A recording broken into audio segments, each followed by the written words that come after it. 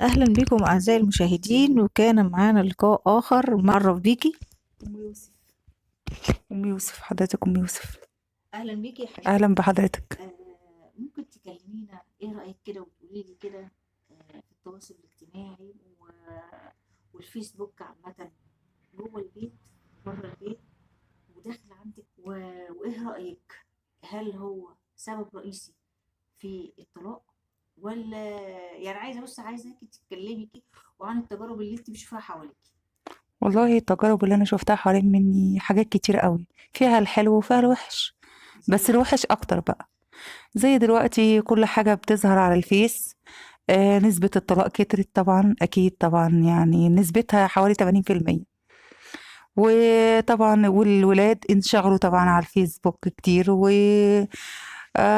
وبعدين يعني لما تقولي الواد ذاكر أهم حاجة عنده الفيس، تقولي أيا كان، مفيش، كل انشغالهم ودماغهم رايحة للفيس وبس، مفيش أيا كان. والحياة بقت صعبة، والدنيا بقت كلها مشاكل، وكل الطلاقات وكل المشاكل بتظهر على الفيس.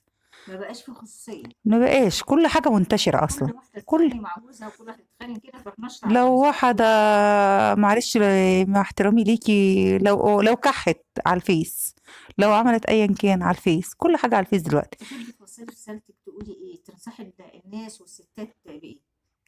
بان هم يحافظوا على المعيشة شوية ويلغوا الفيس شوية.